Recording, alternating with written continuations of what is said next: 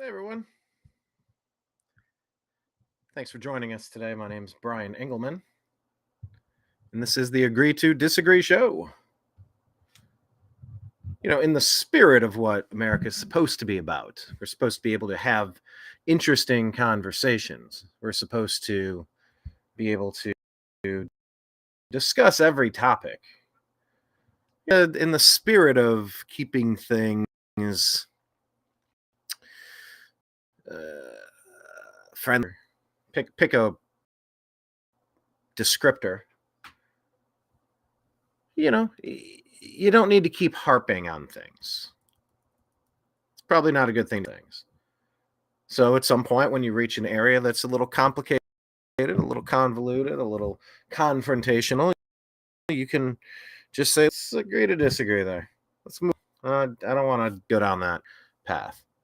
I mean, my last episode was about a conversation with a libertarian friend of mine where I'm once again, what's that Bernie Sanders meme? I once again request tonight to my campaign. I once again come to you asking for your money.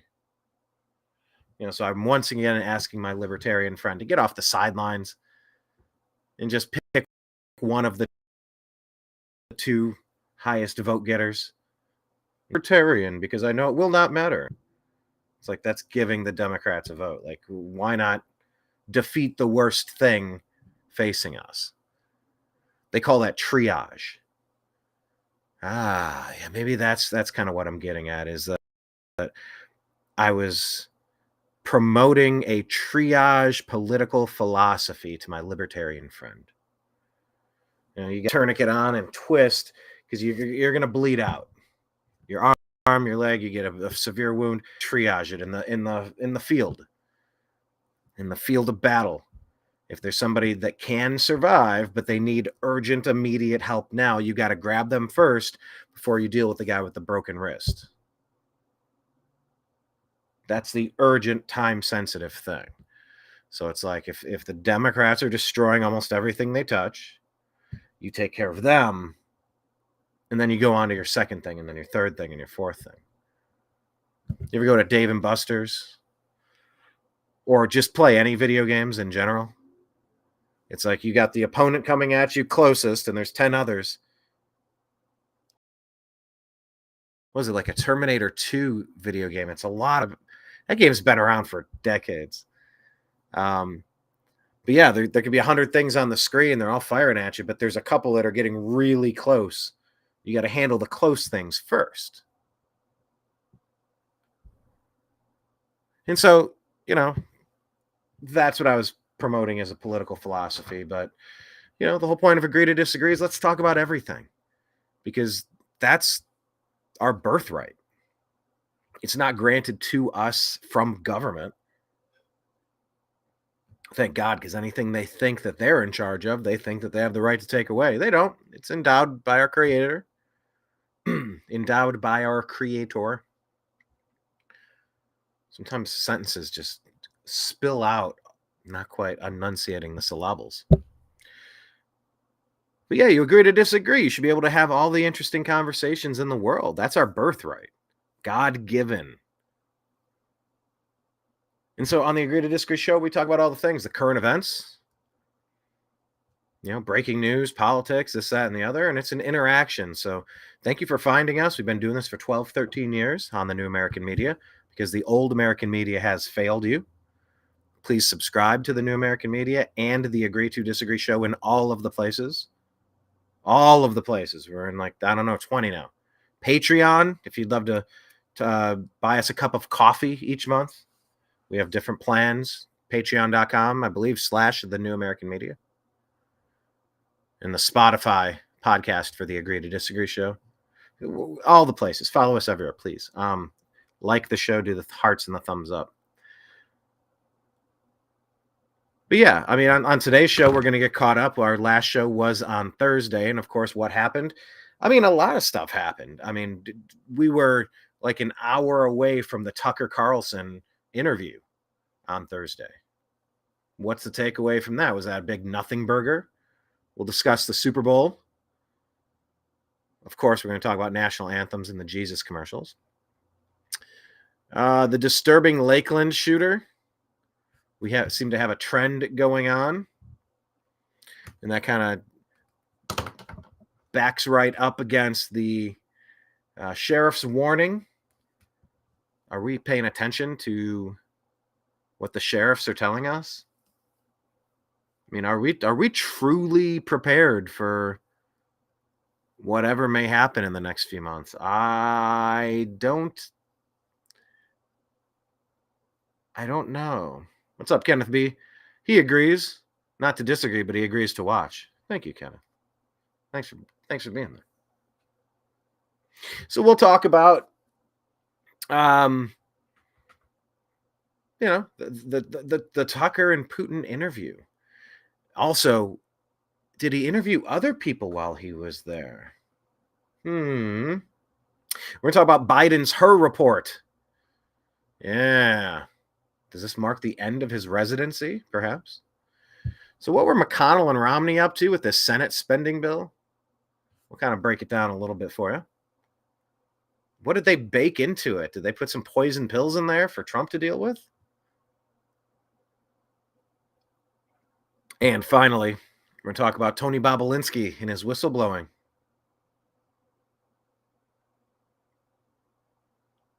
Is the whole Biden crime syndicate coming down? It's such a weird time to be alive. So we'll get through all those. I want to talk about this first. Let's talk about the Chiefs and the 49ers. The Super Bowl lived up to the hype, agree or disagree. And this show is being broadcast on the Unhappy Hour Sports Show channels, on YouTube, on Facebook, on X. So, as far as the game goes, I was not pulling for the Chiefs. I'm tired of it. I'm tired of the same one team winning it all. The only time I'm ever in favor of a dynasty is if my team is in the middle of the dynasty. Otherwise, I want other players to get a chance. Other teams, other cities, other fan bases. So I was not pulling for the Kansas City Chiefs. I got a personal grudge against the Cleveland Browns and the helmet-to-helmet hit that kept the Browns from advancing to the AFC Championship game with Baker Mayfield and Nick Chubb and Hollywood Higgins a couple years ago. Should have been helmet-to-helmet. Instead, it was a touchback fumble through the end zone that the Chiefs got, and we ended up losing by less than 7. So that one play, I've had a problem with what it felt like referees rigging the game. As far as how that goes, because that is an ongoing saga. Some games are worse than others. From what I watched, it just felt like a football game to me. I didn't see many egregious, awful plays. The one awful play of the game, there were several. I mean, unfortunately, the 49ers defender suffered a severe Achilles injury trying to run on the field. Just it was slippery or something, and he blew his leg out. That was an awful play. Just such a silly fluke, stupid fluke. If you think back to 2000, I believe it was 2007, 2008, Ohio State played Florida Gators in the national championship. And I think Ted Ginn Jr. took back a kickoff, returned it for a touchdown. And then while celebrating the end zone, he jumped up and landed and hurt his leg. He was out for the rest of the game. And the Buckeyes just fell off a cliff, just lost all momentum. The worst play was when there was a Kansas City punt that bounced off of the leg of a 49er defender, and it completely turned the entirety of that game around.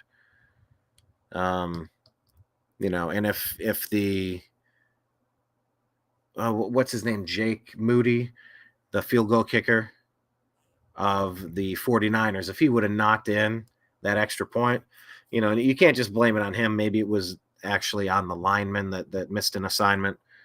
But that special team's giving up that 1 point. I mean, that's the difference between a 3-point field goal by the Chiefs getting us into overtime versus a 3-point field goal will still be 1 point short. So they have to go in for a touchdown, and who knows what could have happened at that point. Maybe they would have turned the ball over and the 49ers would have won. I mean, I was rooting for Chase Young. and Nick Bosa and Christian McCaffrey and Brock Purdy. I like some of these players, so I was rooting for them. So I mean, the game in its entirety, I think the game was actually all right. There have been worse Super Bowls that I've watched. I mean, went to overtime. I thought it was weird that Shanahan, coach of the 49ers, they won the toss and then they elected to receive. Now, that would have made sense strategically under the old format where it's sudden death, winner takes all. But in the new method, because the 49ers said, all right, well, we won, we'll take the ball. They marched all the way down the field, but then they stalled right inside the 10-yard line. They had to settle for 3. And it's like, okay, well, now the Chiefs know what they have to do. They know that they need at least a 3 to tie or a touchdown to win it. Had it been the other way around, the Chiefs would have got the ball first. And then they would have known, did they go in and get a touchdown? Did they only get a 3? Did they get stopped entirely? And then only a 3-pointer wins you the game? It's like the whole playbook kind of opens up with possibilities if you would have deferred, like kind of flipped that, but they didn't. I thought that was weird. It came out in the post game that some players were talking about the coaches, Shanahan, and the players didn't understand the rules of overtime. Well, I mean, look, I'll be honest. Same here. It came on the screen. I'm like, all right, how's this work again? Because every sporting league, you keep tweaking the rules. I'm telling you, there is a benefit to being conservative. I don't consider myself to be a conservative, but I have a lot of conservative opinions and viewpoints. It's just kind of like, we're cruising. We got some inertia here. There's no need. You don't just need a change for change's sake. On my previous homeowners association board, we would have different members come in and, we need a new vendor. We need this. We need a new idea. It's like, you literally just showed up. You don't know what you need. You don't know what used to be here. You don't know if this is the best damn vendor, the best damn service we've ever had for this complex of 25 buildings, 216 units. But they just needed to put their stamp on it. It's like that general manager syndrome. And I'll say Andrew Berry had it. He came into the Browns. He wasn't responsible for Baker Mayfield. It's like you don't have any affinity toward wanting that to work. I, as a diehard Baker Mayfield supporter, I've been pulling for him this whole time and was vindicated because he won, Pro Bowl MVP, took his team to the playoffs, went to the second round of the playoffs. He's a good quarterback, top 12. You could win with him. That's all I'm saying. I'm not saying he's Tom Brady or Patrick Mahomes or Otto Graham, the GOAT, the greatest of all time, Otto Graham. But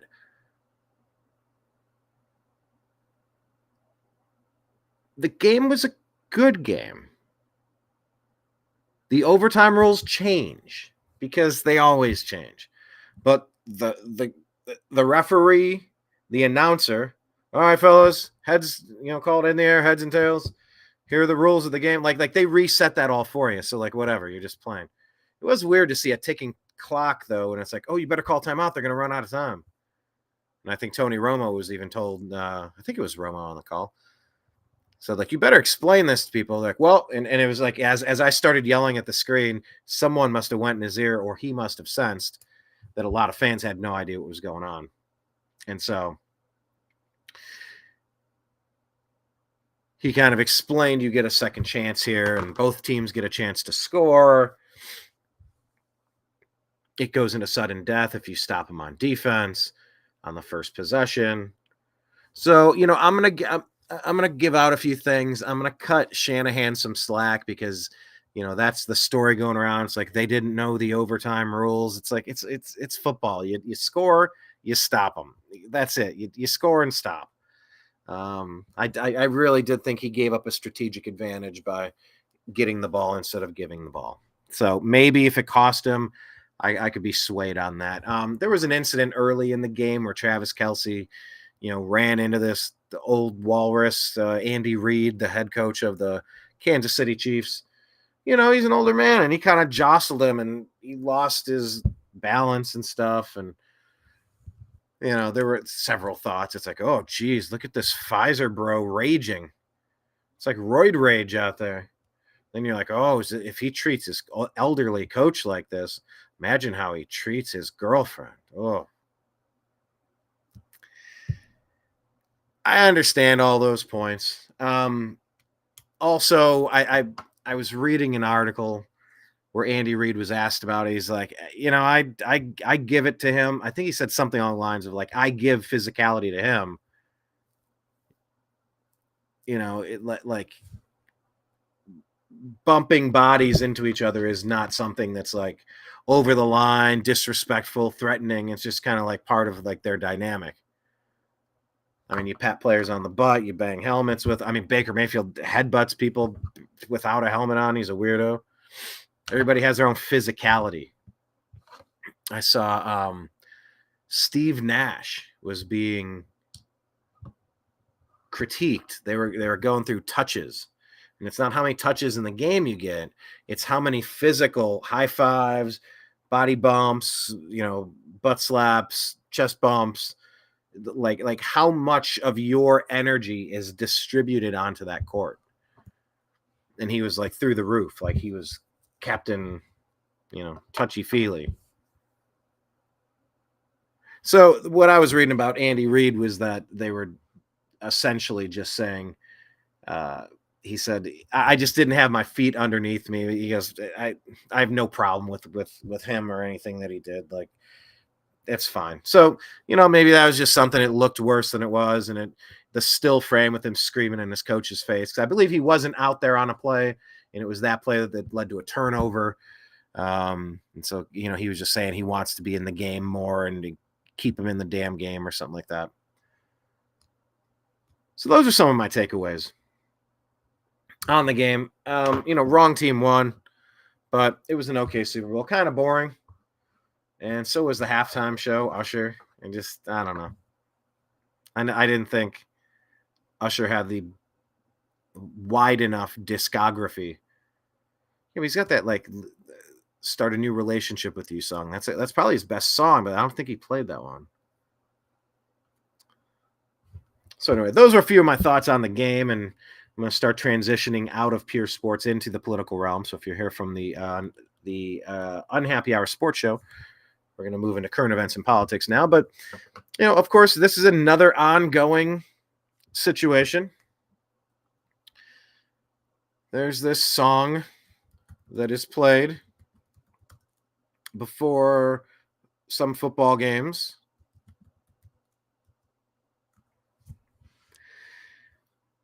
And it was a topic of conversation because you do have to pick a side here.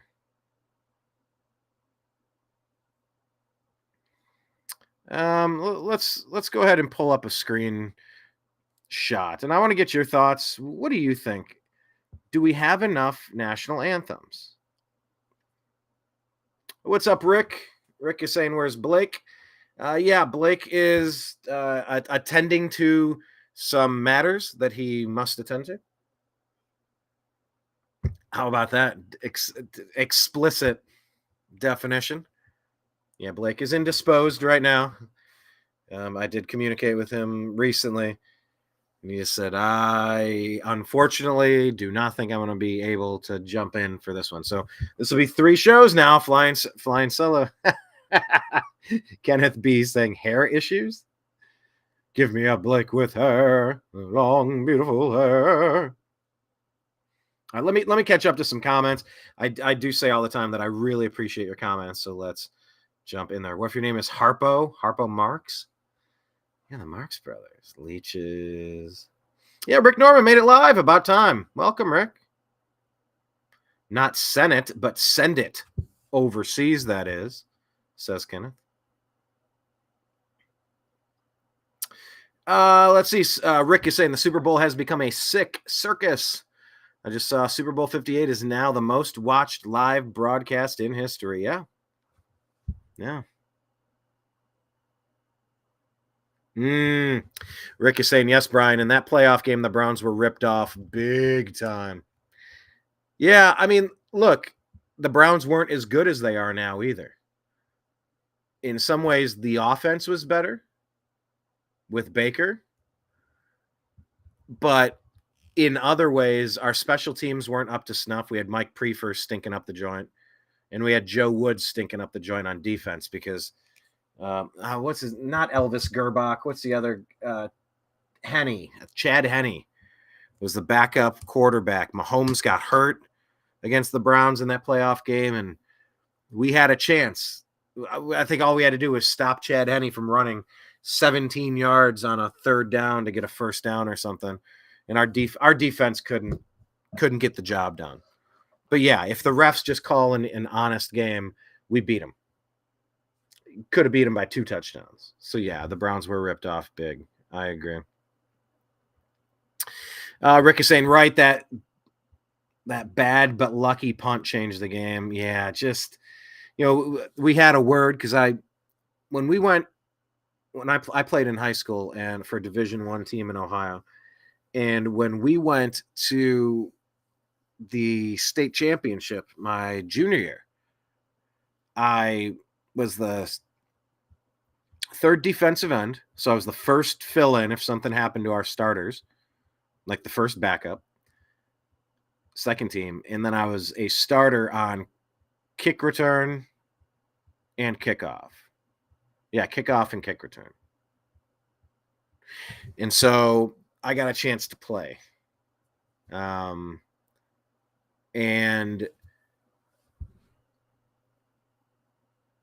where was I going with that point?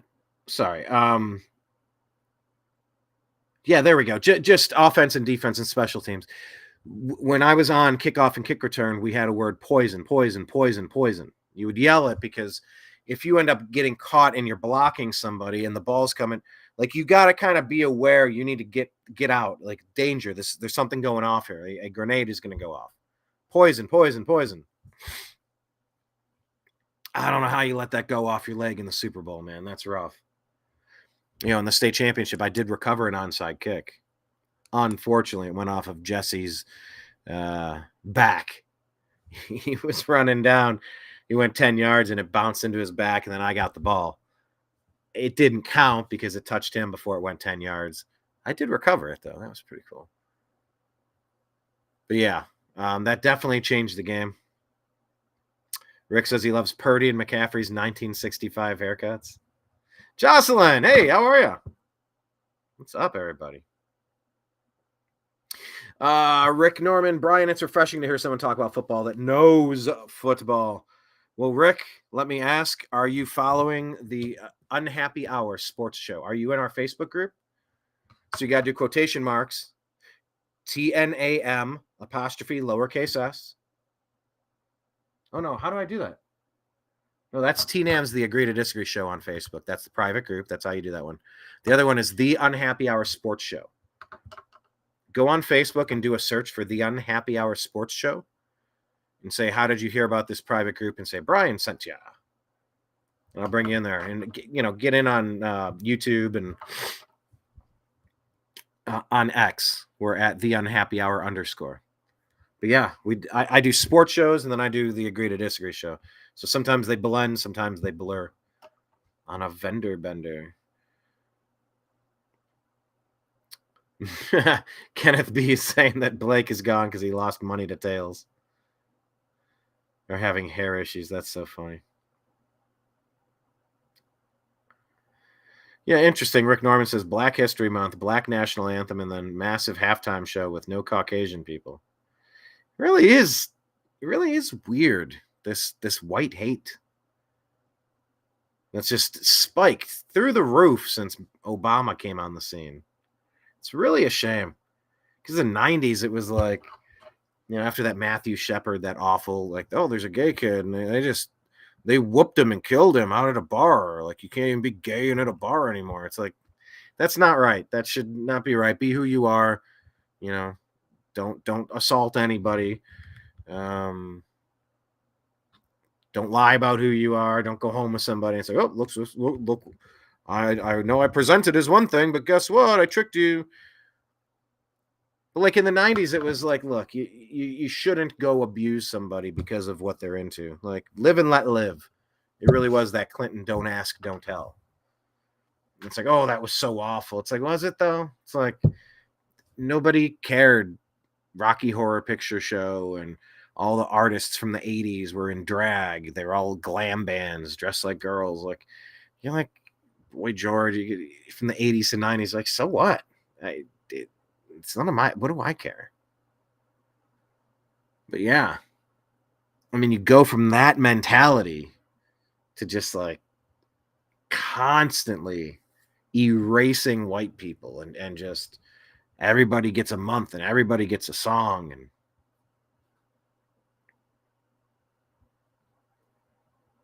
I don't know if there were no Caucasian people at halftime, but there were very few, if any. Rick said he will start following. That's cool. Appreciate that. Yeah. I love sports, but it's like you got to kind of balance what's going on. The world's on fire. Like, how much am I going to rearrange the deck chairs on the Titanic? Like, we got to get to work, people. So let's get to work. Let's talk about some of the more interesting aspects of the Super Bowl, shall we? Once again, thank you for joining us on the Unhappy Hour on Tuesday, February 13, 2024. Like I said, my name is Brian Engelman. This is the new American media because the old American media has failed you. We'll see if we can get Blake back on Thursday. Brian, you didn't like the outcome, Chief? Why did I read that like Robin Williams in Good Will Hunting? Man, it's like sometimes I got to focus on the Rolodex and I really have to spin the card. I got a lot of knowledge sitting up inside my brain. I know that's a weird thing to say, but it's different with me.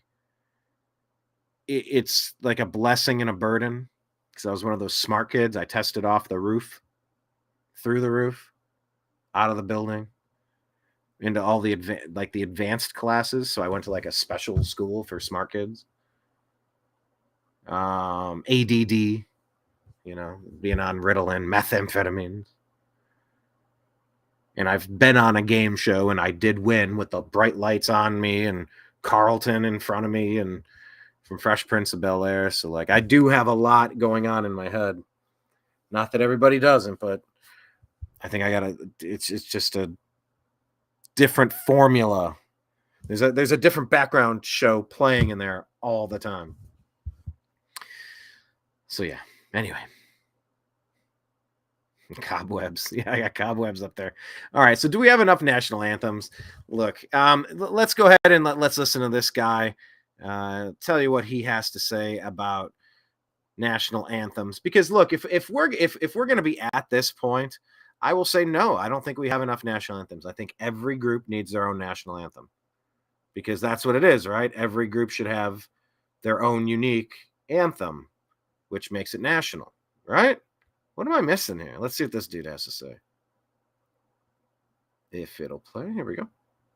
If we don't have the Negro national anthem being played before the Super Bowl and other games, then we should have the Latino national anthem played before the games. And then we should have the Asian national anthem before we have a game. And then, yes, I want to say it.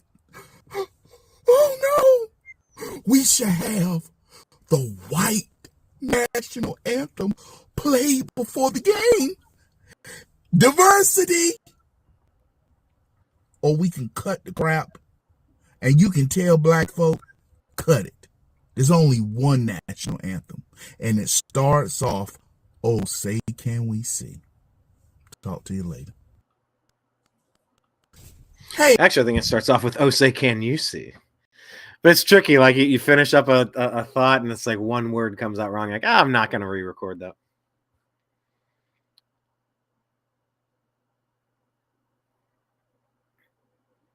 Yeah, and a lot of this crap started with Colin Kaepernick.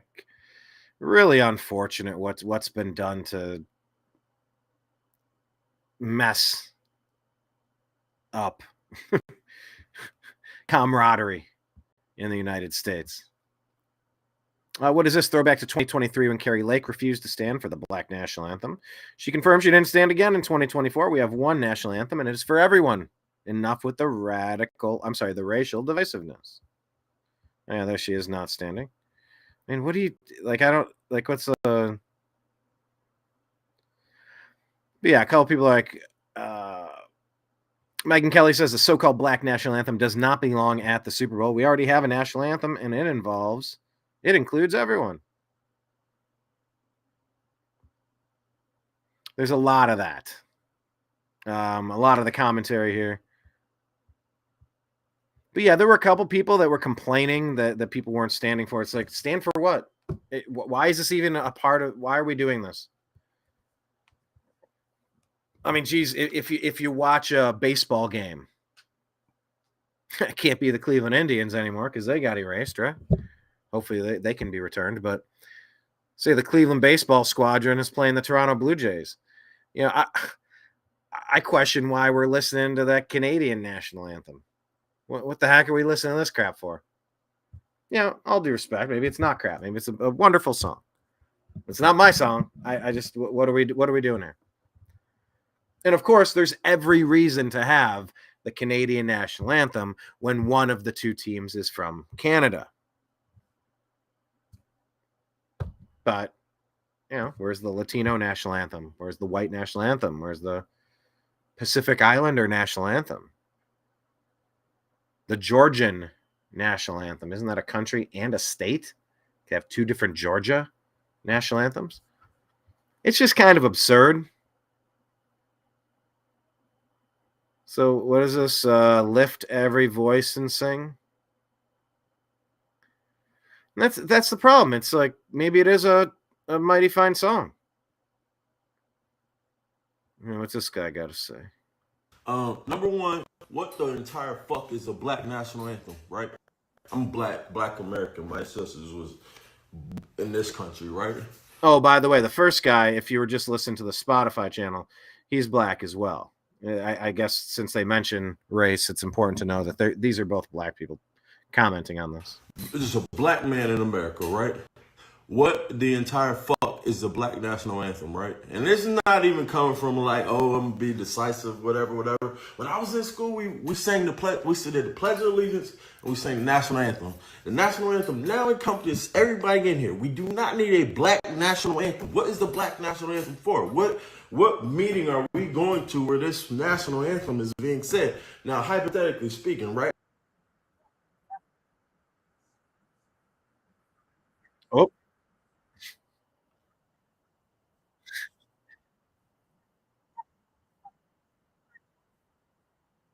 I thought we was the United States of America, people. United States. Now we united, but a lot of y'all on the left side create no division. Sorry, that clipped off.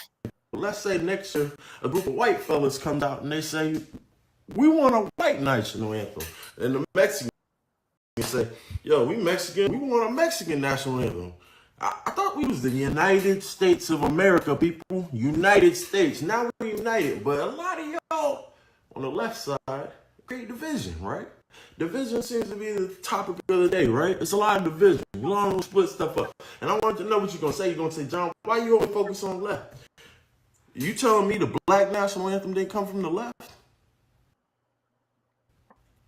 Good point. Stupid. Yeah. Good point. So, you know, sports has turned into one of the places that the culture war is fought. And, you know, you can look at President Donald Trump and he brings a lot to the table, like boardroom CEO, power moves, power tie, boardrooms and negotiations and global politics and trade deals. You know, he brings a lot to the table. A lot of places that he could level up, a lot of places, people he surrounded himself with in his first term that were real swamp rat creatures. Big mistakes made with some of those hiring decisions. Hopefully round two will be different. But one of the things President Trump got right most often, there were 10 ways I could have phrased that. I don't think I picked the best one, but at least I got through the sentence. I think the culture war about just calling out the crazy calling out the media as being fake news, ending the media. People used to think the news was there's Micah Parsons, a great defensive pass rusher on the Dallas Cowboys. He did an event for the Pro Bowl with Myles Garrett. Excuse me, it wasn't Myles Garrett. It was with Browns tight end David Njoku. And in the course of having their conversation, Micah Parsons regurgitated a phrase, Browns is the Browns. And that's something that a Pittsburgh Steelers said, that Browns is the Browns. Like, they suck. They've always sucked. They're always going to suck. And the Browns took that personally. You know, so this culture war is something that we have to take personally, because everything is being attacked right now. Browns is the Browns. Media is the media. Trump is Trump. And there's so many things that have been crammed into sports to just divide it. Tribalism. Divide and conquer. That's their thing. And it's not really the best thing. And so, look, if we're going to go down this route with multiple anthems, then I want to have at least 45. If we're going to just say that there's an infinite number of spectrums, an infinite number of gender ideologies, then you know what? Let's have at least 40 of them next year, or just have one. And the point is, there's just one. It's a national anthem. Stop being so divisive with this stuff. Enough. Kenneth B. calling President Trump the Don Rickles of presidents. Really is. I think that's the part that people don't acknowledge. And it's frustrating because I know that they know. But President Trump is a stand-up comedian. He always has been. And that's something that makes politics fun, honestly. It's also something that's costly. He'll make, jokes or say things, and there's a lot of explaining for Trump that gets really annoying. But look, after just seeing all the wrong people hating him, from Mitch McConnell to Mitt Romney to Nancy Pelosi to Liz Cheney, it's like, if all the wrong people, Obama, Biden, if they all can't stand Trump, it's like, you got to put him in at least for that. I know he's had some wins. Can't be perfect. I think the Chiefs played far from a perfect game. They somehow escaped with the Super Bowl. You don't have to be perfect. You just got to be better than the other guy, which is why I told my libertarian friend on the last episode, look, you can like the Cleveland Browns all you want, but they're not playing in the Super Bowl. It's the Chiefs and the Niners. Pick a team. Well, I am a libertarian. Yeah, well, they're not in the top two. Pick one of those two. Well, I choose not to. I don't want to participate in that system. I'm like, then you are not pushing away the most dangerous threat to our freedoms and liberties in this country, which is clearly the Democrat Party. That's not an endorsement of Republicans or MAGA or Trump. It's just, they are so bad. So, anyway, speaking of so bad, a lot of people thought that the Jesus commercials missed their mark. Agree or disagree that the Jesus commercials missed their mark? They were a little on the surface, the Jesus commercials during the Super Bowl, it wasn't much of a big deal. In a way, it was good to see. Just, wow, how did Jesus get some attention here? I guess that's a good thing. And then other people are like, well, if they can spend that much money on a commercial, maybe they should have been helping people with that money. These are the anti-Christian people who just hate Christianity, everything about Jesus, everything about Christ. And they will never stop complaining because they just hate Christianity so much. They don't have a better idea. Usually, they just know that they hate Christ and hate Christianity. These people are not particularly enthralling as far as I'm concerned. I want to read this to you. A couple of thoughts on these commercials because they cross over culturally from sports to current events. This is from TJ Moe regarding the He Gets Us Super Bowl commercials of Christians washing feet. They aren't good commercials. They deserve criticism. The reason I dislike the commercials is because they only tell half the story of who Jesus is and what he did. Jesus is always the perfect balance of grace and truth. In my view, these commercials offer all grace and no truth. Sometimes we, as Christians, offer all truth and no grace. Now, okay, that's a good line here. That is a great line. Sometimes we, as Christians, offer all truth and no grace. And look, that's... You want to hate the Boston Red Sox. You want to hate the New York Yankees. You're sick of the fair weather fans. You just everybody rowdy, rude fans, Steeler fans. I get it. I get how like the most annoying fans can make you hate the franchise. You can hate or strongly dislike that group of people. And I guess sometimes we as Christians can offer all truth and no grace. That seems like what they may be trying to combat, but in the process, they are in error themselves. I'm continuing the article now. Just on the other side, we should be aiming for both grace and truth, just as Jesus did. In his book, The Grace and Truth Paradox, Randy Alcorn gave an excellent description of the issue. Truth without grace breeds a self-righteous legalism that poisons the church and pushes the world away from Christ. Grace without truth breeds moral indifference and keeps people from seeing their need for Christ. These commercials make it seem as though Jesus co-signed all of their sins. At the end of the commercial, it says, he gets us, all of us. That's an insinuation that Jesus is totally on board with their sin. It's nonsense. God hates sin.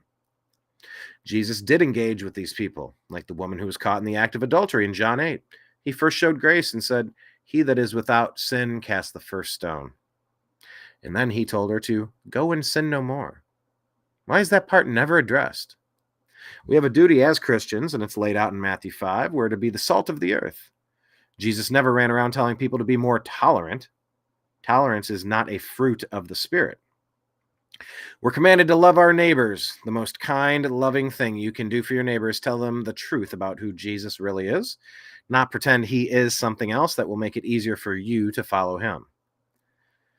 Do not think I have come to bring peace to the earth. I have not come to bring peace, but a sword. For I have come to set a man against his father, and a daughter against her mother, and a daughter-in-law against her mother-in-law, and one's foes will be members of one's own household.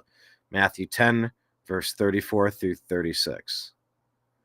So here you got a white lady washing a white lady's foot, a younger lady, outside a family planning clinic. That's never really about planning families. It's about destroying the ability to create a family at a time when the United States is seeing more growth in illegal alien encounters,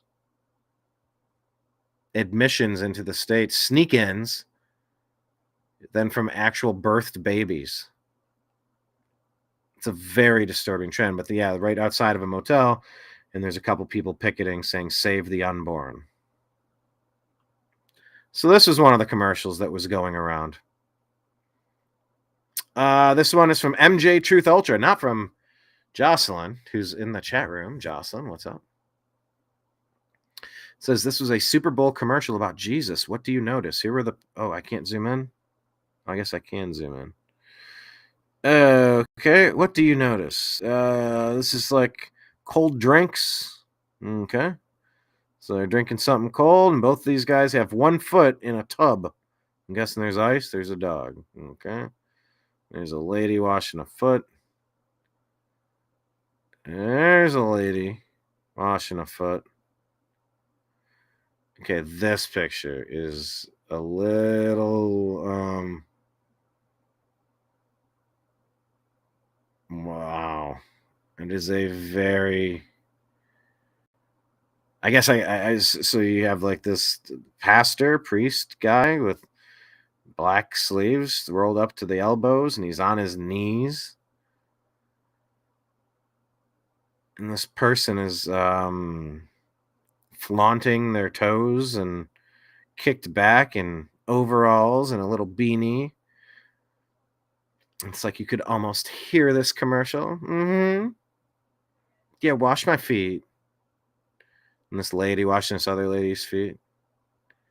This guy's toiling in the yard, and she's washing a neighbor's foot.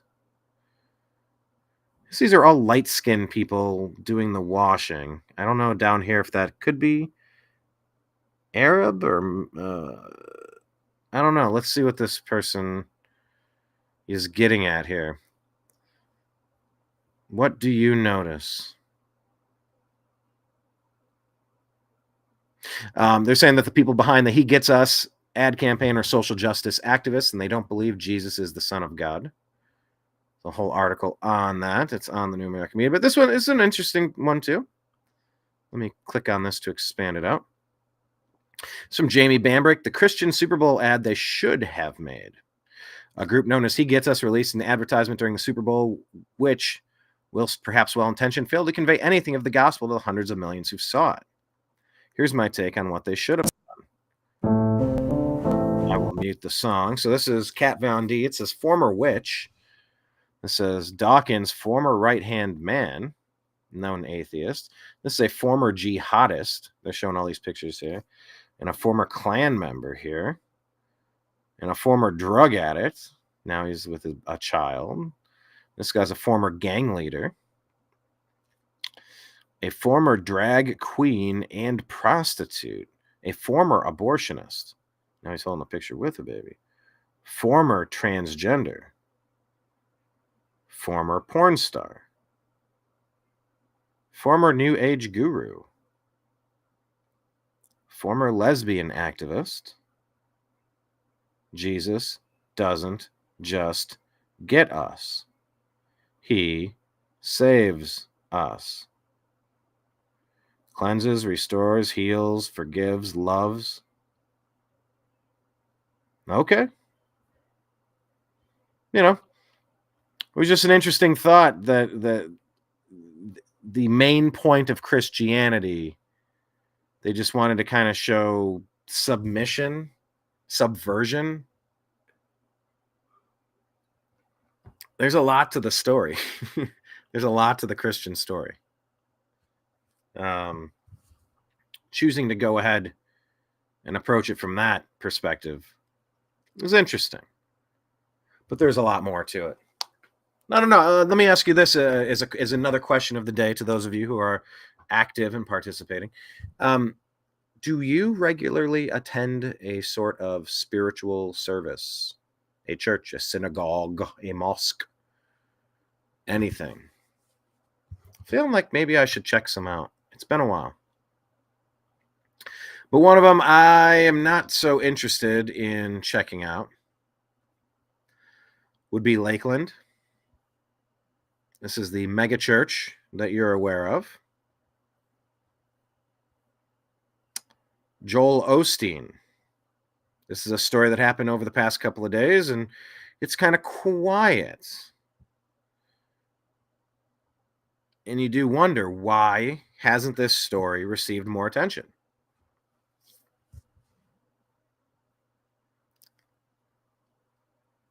You know, when you go into a place of worship for the purpose of chaos, for the purpose of destruction,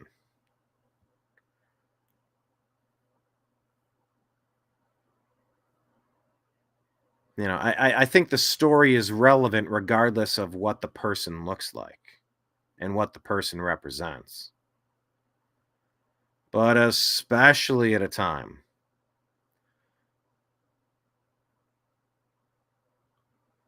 when we are letting in people from God knows where with God knows what intentions, it is very important to recognize when a threat is right in front of you. Let me share this page. It's from Aaron McIntyre. This is on Instagram, by the way. We're at Instagram.com/The New American Media. But this person posted, when trans shooters strike, which is often, the most important thing for the media is honoring the wishes of the shooter. So there you go. Female shooter at Texas mega church has been ID'd, and Free Palestine was written on the rifle. So this is a guy from Venezuela, comes in, a quasi-significant arrest history, and then wanted to start identifying as a female, then came in with a 5-year-old who also got shot, I believe. This person was shot and killed, thankfully, before they could cause any more damage. And there you go. Free Palestine was written on the rifle.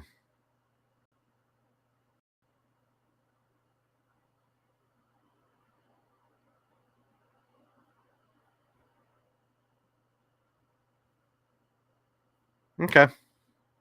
So that's something that's happening in the world right now. Is that story getting any attention? That there was another shooting? And this was another one that may have had to do with the radical, the indoctrination campaign from the left.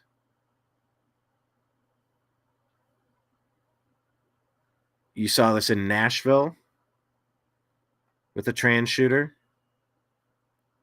You just have to wonder, why is all of this happening out of nowhere? Because once again, it's like people have the right to be who they want to be. When you're an adult, when you're 18, and when you can pay for it on your own, don't make me pay for it.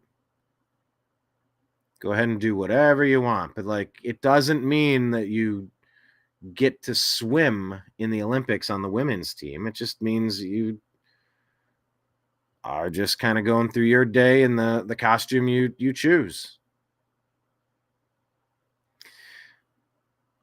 I don't know where all this rage is coming from, but it's like, if there's one thing that's become clear from the Democrat Party, it's all they have. They don't really seem to have much else going for them. Okay. Let me check this out here. Rick was saying they're not really Democrats and they're too closed-minded to know they're globalists. Oh, globalists. Referencing the band Dokken. Nice.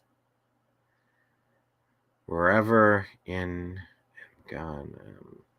Rick believes in a higher divine power, but he doesn't do organized religion. I have respect for people that do. Okay.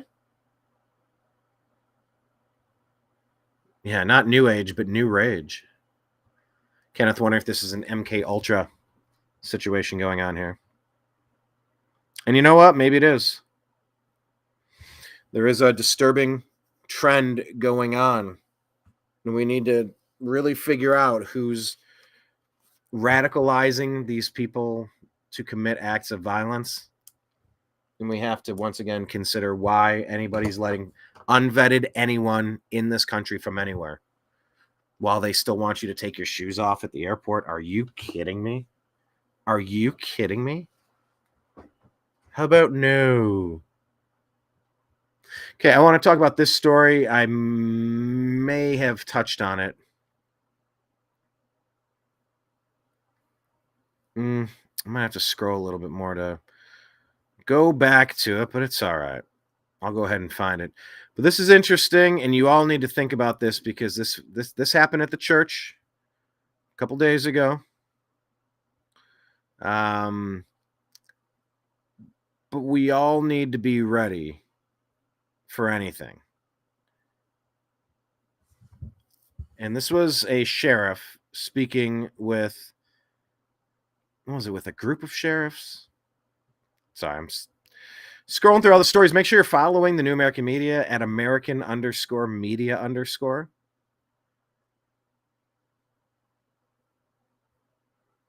Because all these stories that we're covering are stories that we have shared on here. And we're going to get to the Hur Report. Oh, where is that video? Here it is. The Ohio sheriff. Let's see. Ohio Sheriff Richard Jones sounds the alarm after coming back from a conference in D.C. If you could be a sitting duck at church, you could be a sitting duck anywhere. Listen to this Ohio Sheriff Richard Jones. Whoop, volume. There we go.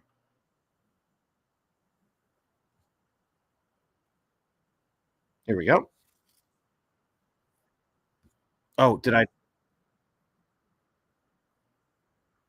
Oh, that's what's happening.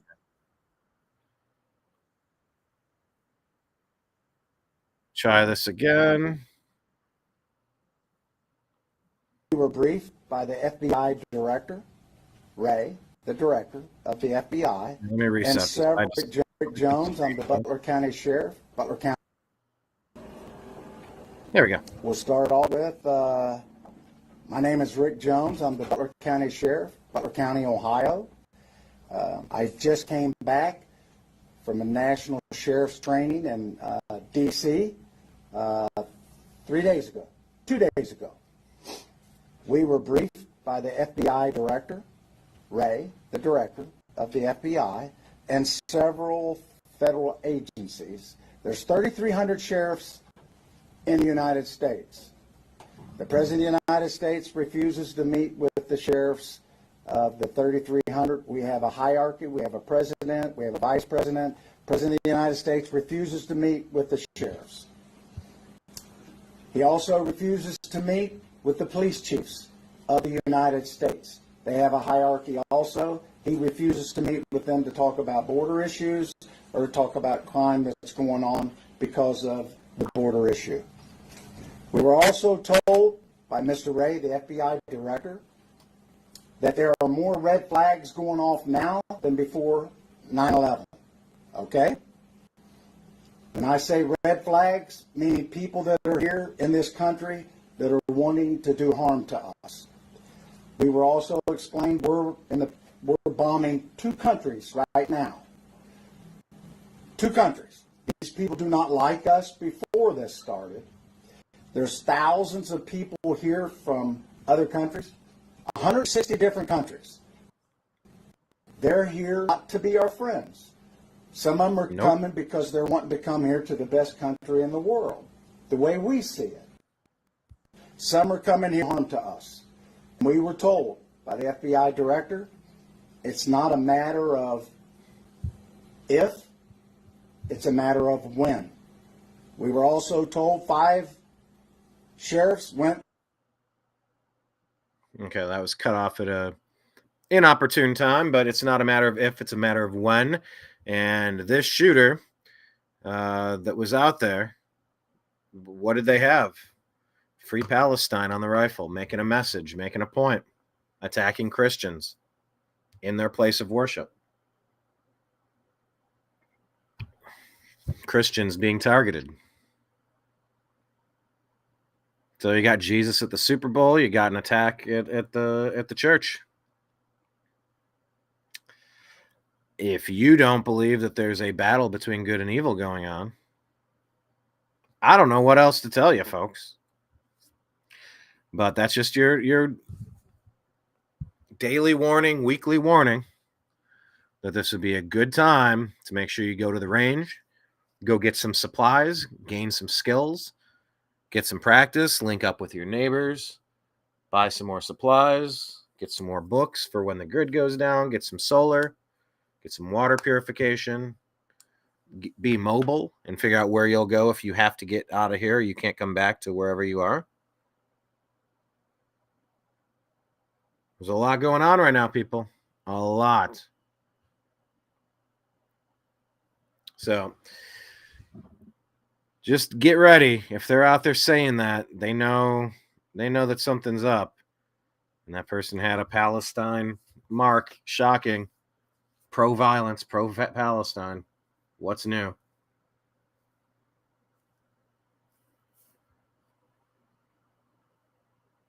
Okay. I want to talk about this. There's a few stories now about Joe Biden. I may be a little out of order here, but it's okay. I'm essentially scrolling through the Twitter feed, the X feed. This is about Biden. So going into the Hur Report. It's showing that Biden had evidence.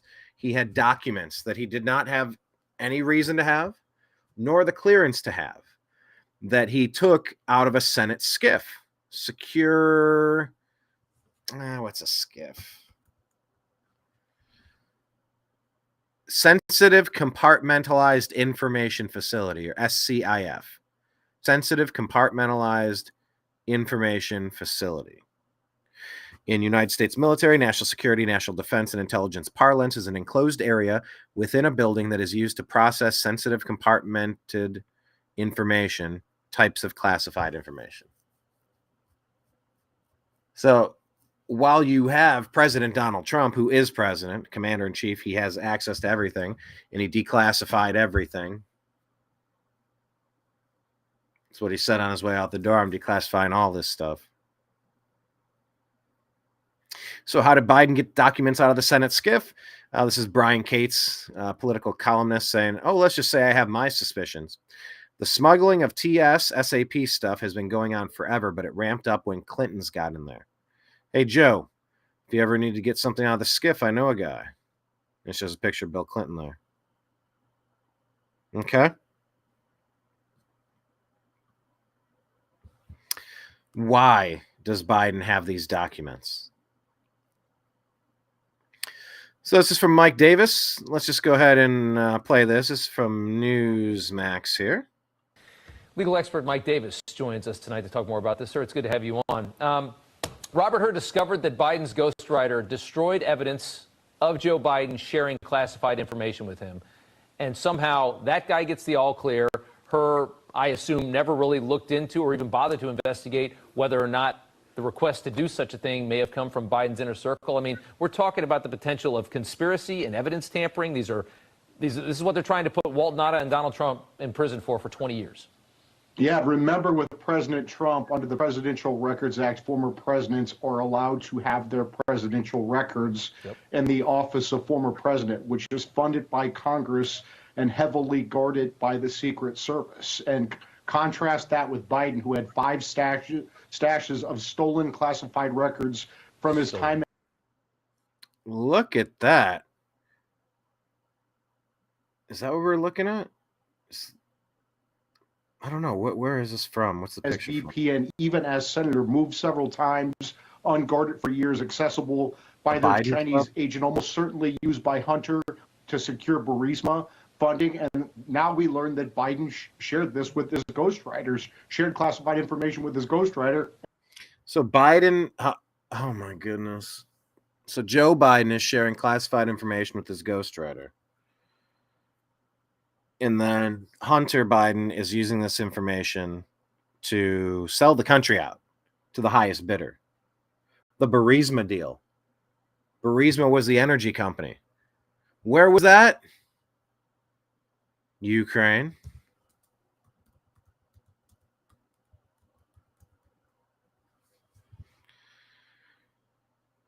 Burisma Holdings Limited was a holding company based in Kyiv, Ukraine, for a group of energy. State Department officials viewed Mykola Zlochevsky as a corrupt, odious oligarch. Vice President Biden. Hunter Biden and his firm earned about $11 million via legal work as a board member for Ukraine Energy Company. Ukraine, Biden, Ukraine, Biden, Ukraine. So interesting because the Tucker Putin interview, there's a couple of takeaways from that. You know, and the subsequent stories have talked about, well, why aren't we doing a ceasefire? Why aren't we ratcheting this stuff down? How did Zelensky get into office in the first place in 2013, 2014? What is with Biden and Ukraine and all the problems that they're creating? This isn't funny. They've taken an entire generation of men and put them through a meat grinder over there in Ukraine. This is all avoidable.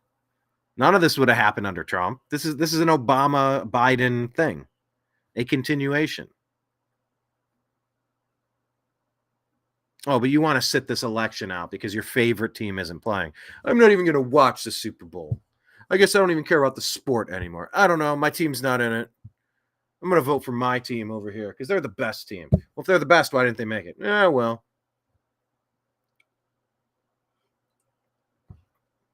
If you had just simply voted against the Democrats, they wouldn't have been in a position to do stuff like this. And the rhinos as well, the Republicans in name only. Let's continue. And they obstructed justice by destroying the evidence in the face of Robert Hur's investigation. Talk about that. I mean, just the part of Biden even having the documents to begin with, when you've never been the president of the United States, is a massive deal already. And that's the part that makes us so absurd. Everything they've done to target Trump to try to get him 700 years in jail. Oh, it is so.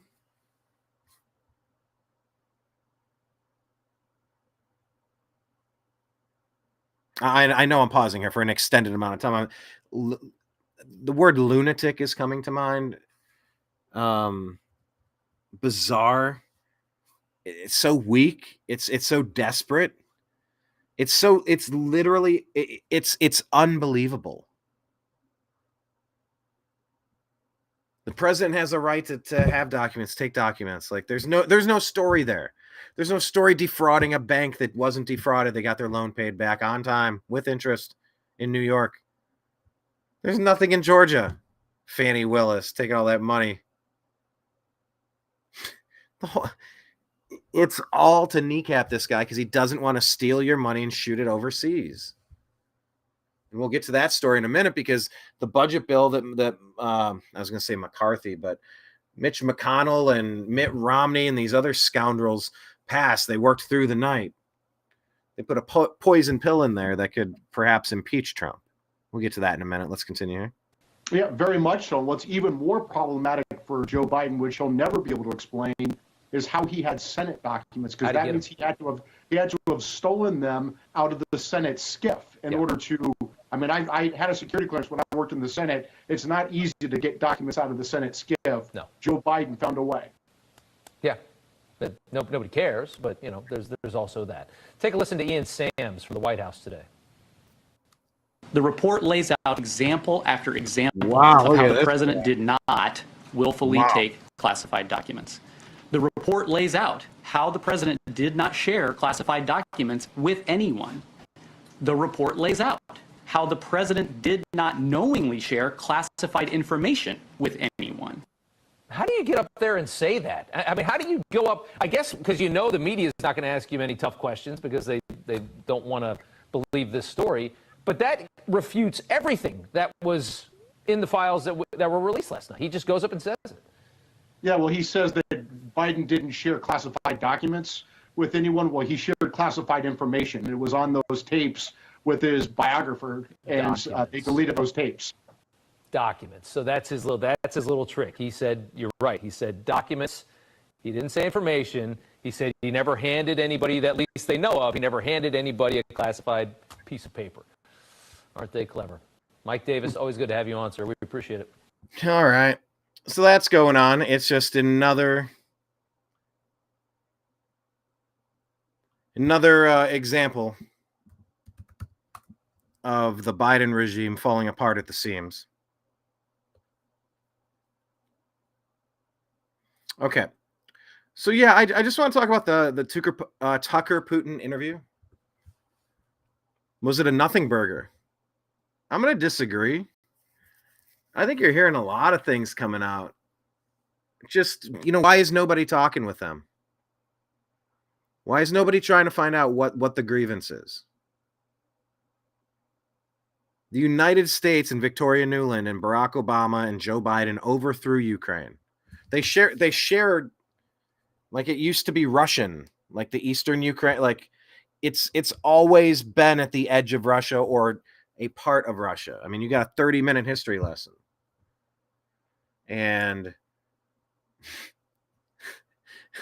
the post I made was about Grandpa Simpson talking about tying onions on your belt, as was the style at the time, because that kind of was how Putin came out, just kind of for 30 minutes, just rambling about history. It's like, and Tucker's like, I don't know how any of that's relevant. But NATO only exists to be, I don't know, antagonistic toward Russia. I get having some defenses and some safeguards, but you're talking about bioweapons labs. You're talking about overthrowing that whole country, banning journalism in Ukraine, banning opposing political parties, all of the treasure being looted from our American coffers and being money laundered through Ukraine at a time when you can't find a couple $1 billion, just build a damn wall, extend some of the processing plants and make everybody wait in Mexico until you get it figured out. That's the priority that needs to happen. And the fact that people are even messing around with this, it's a pull stick right in your eye socket. So I don't think it was a nothing burger. It's coming out that Putin has on multiple occasions tried to negotiate for peace. I was listening to these are the claims that are being made, and that Biden and his regime don't want anything to do with having a conversation with him. I was listening to audio of President Trump speaking to Zelensky about ratcheting things down, and Zelensky's he's not just someone that this happened to. He's been a useful idiot, a puppet this whole time of their administration. Former comedian playing the piano with his schwantz. Look, be funny. I got no problem with comedians doing other things. Like, just because you're a funny guy doesn't mean you can only, like Bill Burr. He acts in some serious roles now. Okay, well, maybe you don't want to be a funny guy every time. Jim Carrey has done normal roles too. Couple. Eternal Sunshine of the Spotless Mind, Truman Show, sort of. And I like those. But it just shows that they're terrified of listening to what Putin has to say, because we're being lied to. And if you're not sick of being lied to, look at what the Senate did. I'll go through that in a second here with their budget allocations, their appropriations. Good God. Let me play you this little stinger for the show. I completely redesigned it. This is called TNAM Distress. I mean, our flag is flying upside down at this point.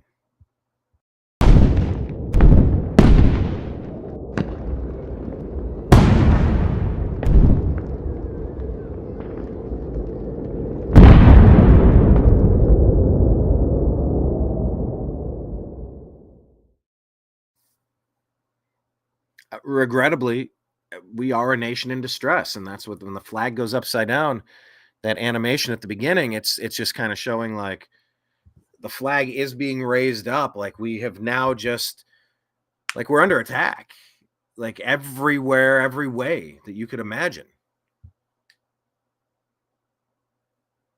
There's just a sane way to do things, and then there's an insane way to do things.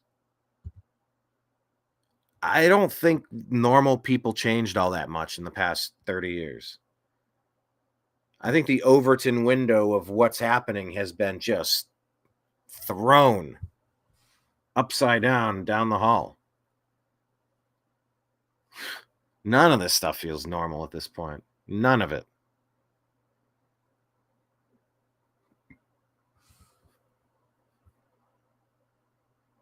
So it's just weird that it takes someone like Tucker Carlson to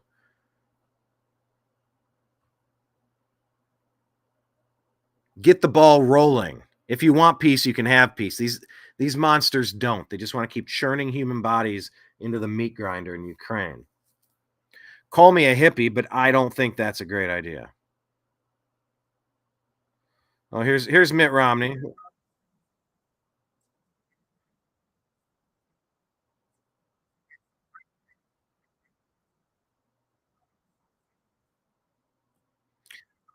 Make that one make sense. Being involved in a war in a place where we overthrew the leader 10 years ago to money launder with Burisma. This is the most important vote. No, it's not. It's just not. But to Mitt Romney, it is. To Mitt Romney and his ilk.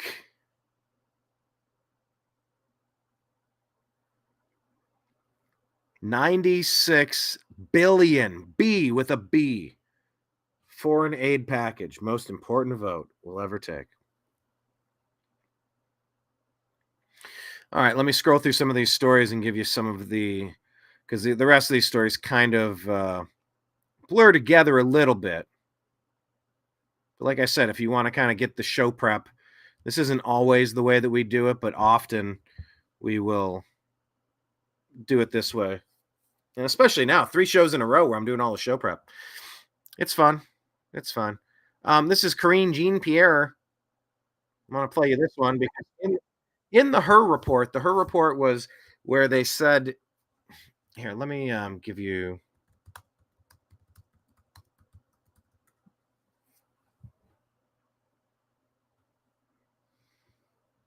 Robert Hur. I don't want to read the Washington Compost. I'm just trying to give you a quick overview. Politico. Who's decent? Man, I need a better browser.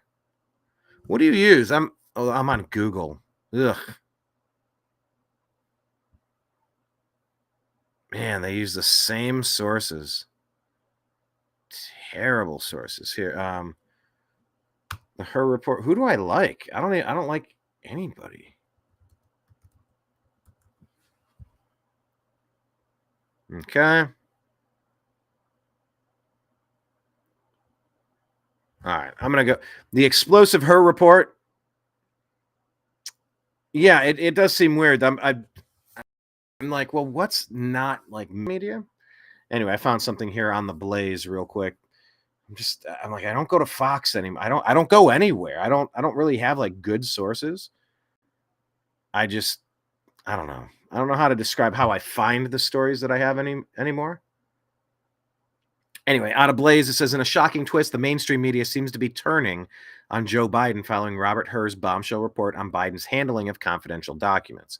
While Vice President Harris and Biden's allies have been in full damage control, the report described Biden as a sympathetic, well-meaning elderly man with a poor memory who was not fit to stand trial, and it's almost impossible to spin.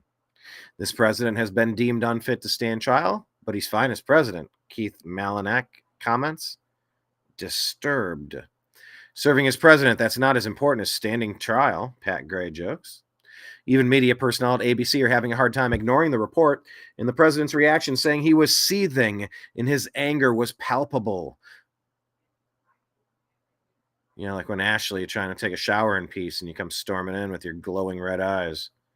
Exactly as you planned it. Creep.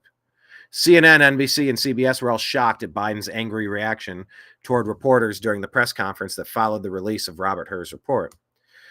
Quote, this is not a new problem for the White House and for the Biden. This is somebody else. And for the Biden campaign. There have been long-standing mounting questions about his age and mental sharpness. So this only adds to those concerns. And that is why you're seeing so much damage control. Wee Jia Jiang reported on CBS. This could do real political damage, she added. By the way, let's be clear. I'm going to circle back. Let's be clear. Oh, let me be clear. But this is not about age. Do not let anyone.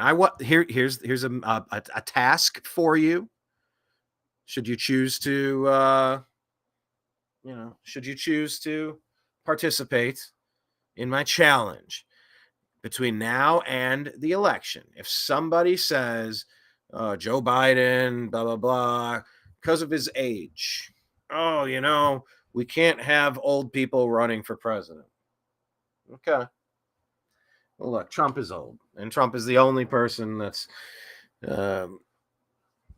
This is Trump's time for round two. Bring it. It's not about age. There is a vast difference in energy, comprehension. Energy and stamina, I guess, are different. President Trump has these things. Biden does not. It's about performance. It's about mental sharpness, but don't just, it's about age. No. No, judge a person by the content of their actions, not the age. But if the content is just disheveled, discombobulated, disconnected, well, roll with it. Understand it. And so here's the question posed to Karine Jean-Pierre.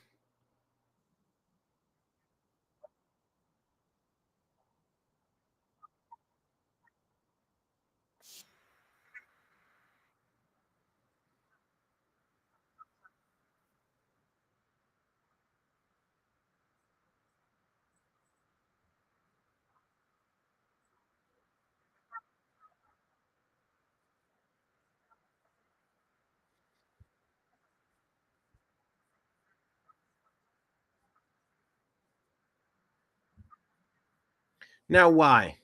Why is it not his? Why is it not something he's allowed to talk about? When it's as obvious as a pink elephant in your living room. You don't have to be a wildlife expert to be able to say, oh, there's a pink elephant in the living room. Yeah, well, what are you, Steve Irwin? Get out of here. When it's obvious. Okay, so I'm imagining this could have gone something like this.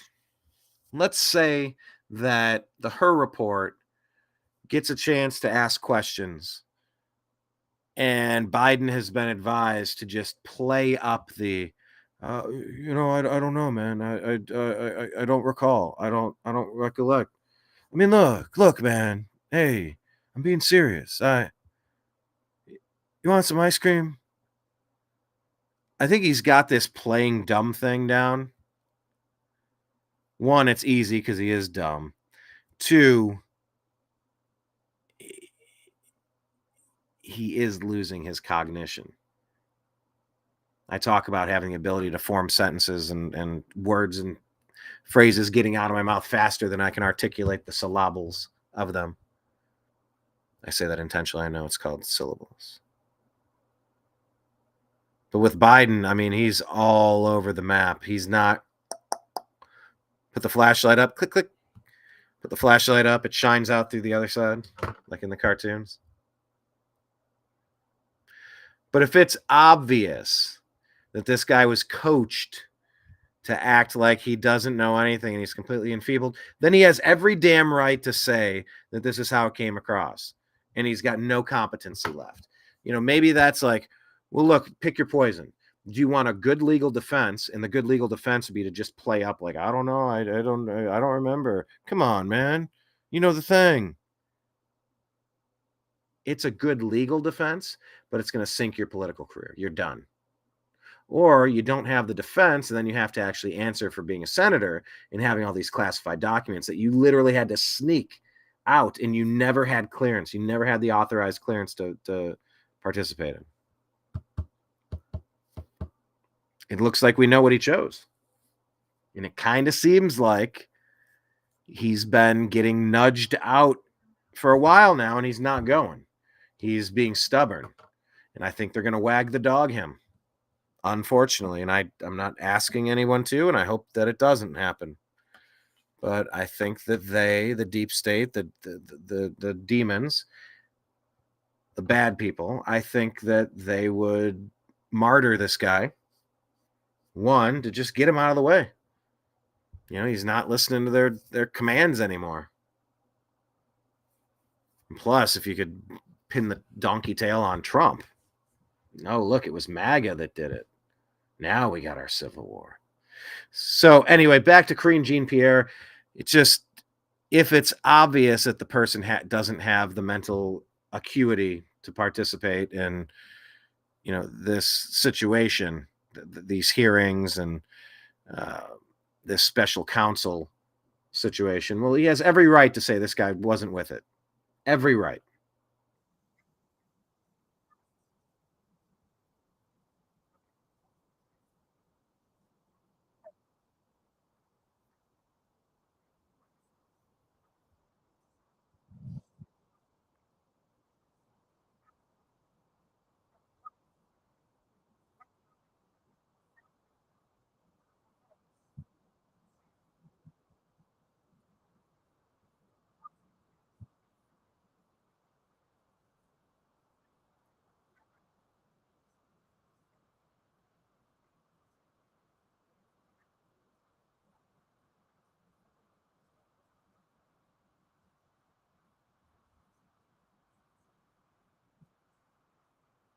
Uh, uh, uh, uh, uh. So yeah, they're asking to talk to the doctor.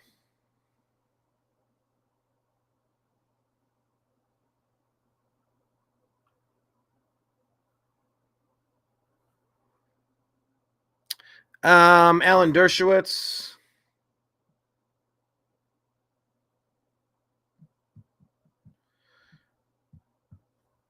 He's saying the report itself is a disaster. Hur was also wrong, going as far as he went trying to do a medical diagnosis.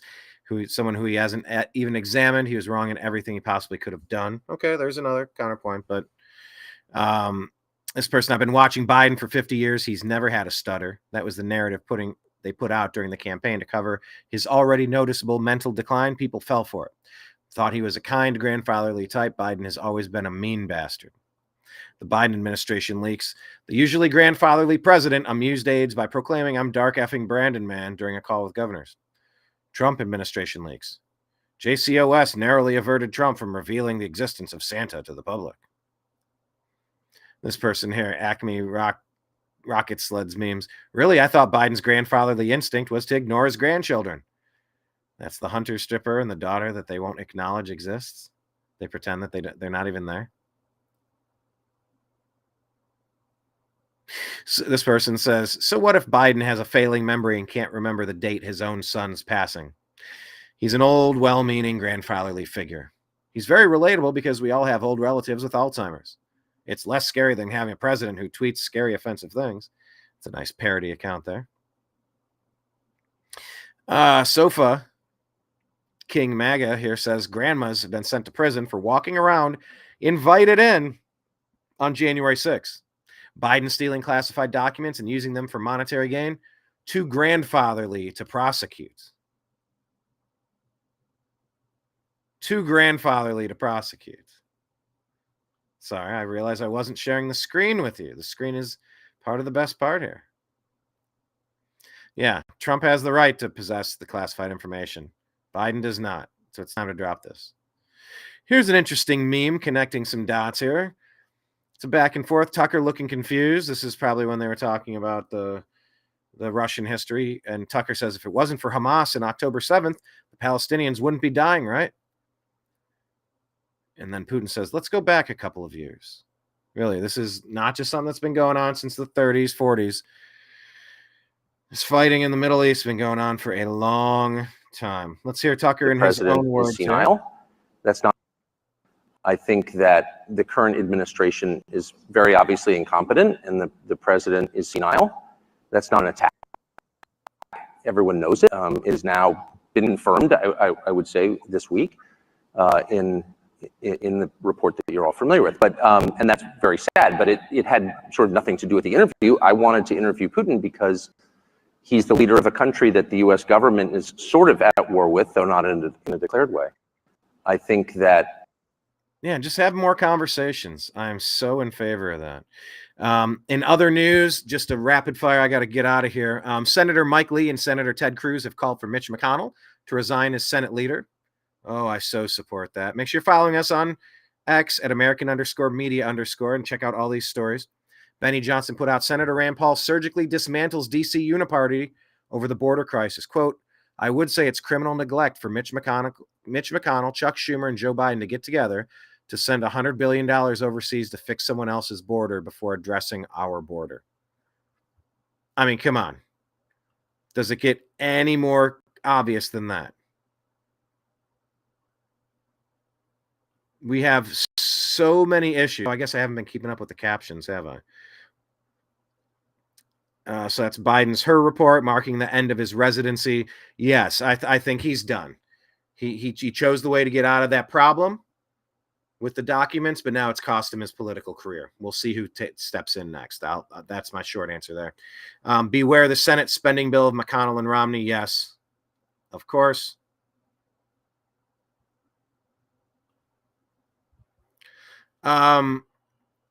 You need to know about this. Republicans need to be aware that this bill, supported by McConnell and almost all of the Senate GOP leadership, sets in motion the next hyper-partisan Trump impeachment before he's even elected. J.D. Vance sent this out. It's a memo. It says, buried in the bill's text is an impeachment time bomb for the next Trump presidency if he tries to stop funding the war in Ukraine. This is absurd. Go and read this stuff. If he doesn't spend money in 2024, 2025, they can impeach him. Molly Hemingway says he did nothing to secure the U.S. border about Biden, but he will do anything it takes to obey Chuck Schumer and Mitch McConnell and send $60 billion of your money to corrupt Ukraine. These people loathe you and will destroy your country. I want you to know about this. Tony Bobulinski, and check out these source documents X at American_media_. From Tony Bobulinski's opening statement to House Oversight and Judiciary, quote, from my direct personal experience, it's clear to me that Joe Biden was the brand being sold by the Biden family. His family's foreign influence peddling operation from China to Ukraine and elsewhere sold out to foreign actors who were seeking to gain influence and access to Joe Biden and the U.S. government. Joe Biden was more than a participant in and beneficiary of his family's business. He was an enabler, despite being buffered by a complex scheme to maintain plausible deniability. The only reason any of these international business transactions took place, with tens of millions of dollars flowing directly to the Biden family, was because Joe Biden was in high office. The Biden family business was Joe Biden, period. So this is what you need to know about. This is probably the biggest story going on because they are now taking Biden out. Selling access and selling this country down the river. Also, find this one. This is RFK Jr. saying that peace is not their goal. And he's saying that Russians have repeatedly tried to settle on beneficial terms to Ukraine. The major thing they wanted was for the United States to keep NATO out of Ukraine. And the big military contractors did not want that. They want to add new countries to NATO all the time. So then you can sell to them. It's all connected, people, and it's so weird. Simon Ateba also put out a report by Reuters, says President Biden rejected Russian President Putin's proposal for a ceasefire in Ukraine in late 2023 and early 24. Even as Biden pushed for another $60 billion in assistance to Ukraine to attempt to defeat Russia.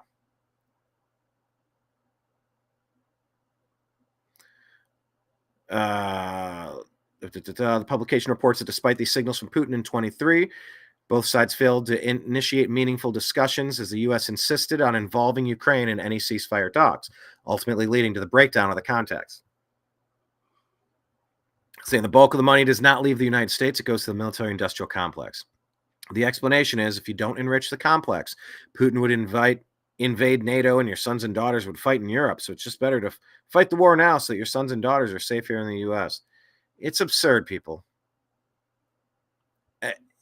We need to wrap today's show up. We need a come to Jesus moment in the most apolitical way possible. We need to look in the mirror.